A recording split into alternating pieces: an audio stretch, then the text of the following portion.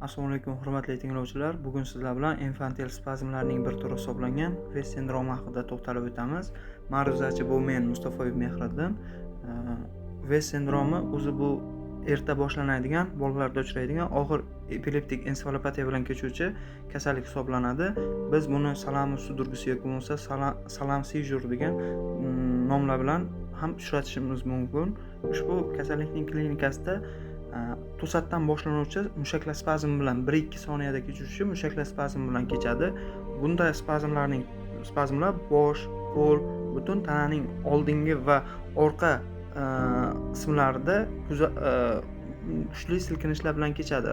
Asosan uxlab turgandan keyin bolachalarda bu holat kuzatiladi.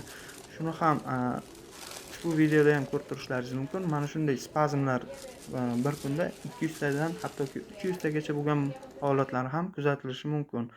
Ba'zan bunaqa holatlar yengil kechganligi sababli ota-onalar buni bilmasdan qolishi ham mumkin.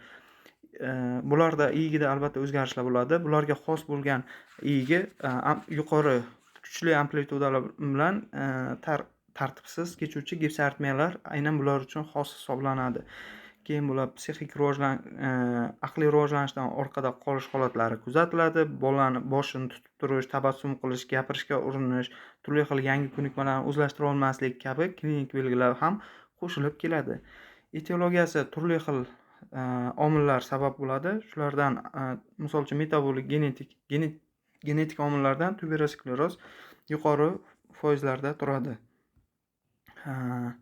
Klinikasini aytdik, ya'ni bunday bolalar bezovta bo'ladi, yig'laydi, ya'ni spazmlar bilan kechadi. Xo'sh, uni ota-onalar yuqorida aytganimizdek, bolam bezovta bo'lyapti deb ko'pchiligi e'tibor qilmaydi bunaqa holatlarda. Diagnostik tekshiruvlar albatta o'tkazishimiz shart. Birinchi navbatda anamnez, ota-onasidan spazmlar bor yo'qligini so'rashimiz. Agarda video monitoring qilib yozib olgan bo'lsa, albatta uni ko'rishimiz kerak bo'ladi.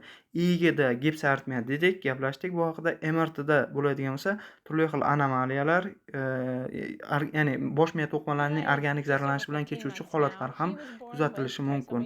Metabolik va genetik testlar o'tkazish kerak. Bu albatta o'zimizda agar markerlar bo'lsa, o'tkazish kerak hisoblanadi.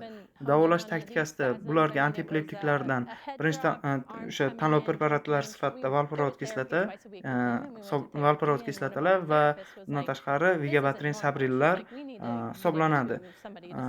Lekin vigabatrin, ya'ni sabrillarda bularga prednizolon yoki bo'lsa o'sha ya'ni adrenokortikotrop gormonlari bilan qo'shib davo taktikalari olib boriladi. Albatta bularga yana qo'shimcha dieta ham hisoblanadi. Prognoziga to'xtaladigan bo'lsak, ushbu kasallikning prognozida erta tashxislash juda muhim hisoblanadi. Ko'pincha bu kasallikda debut yoshi, ya'ni uchrashi 3-4 oylikda ko'proq kuzatiladi. 12 oygacha bo'lgan bolalarda kuzatilish ehtimolligi yuqori hisoblanadi. Prognozda ensefalopatiyaning foni kuchayishi, Lennox-Gastaut sindromiga o'tib ketishi, oxiri o'lim bilan yakunlanishi mumkin.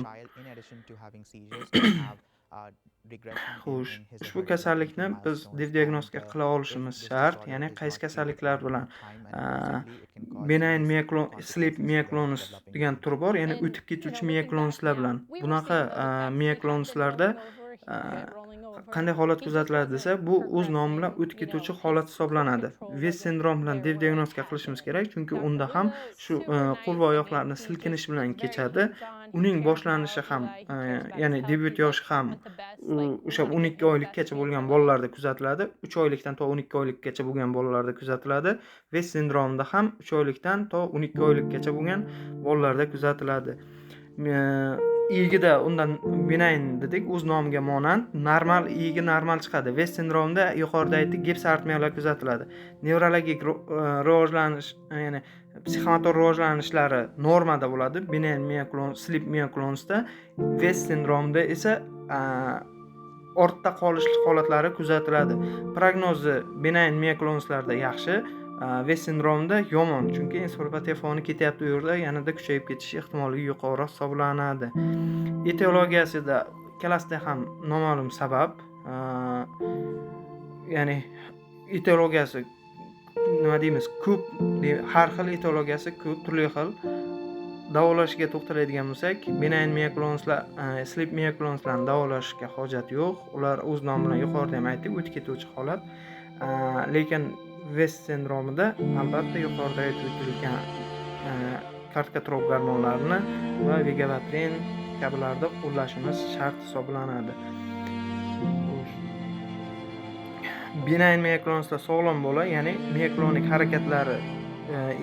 harakatlar shunchaki normal rivojlanishi yaxshi bo'ladi.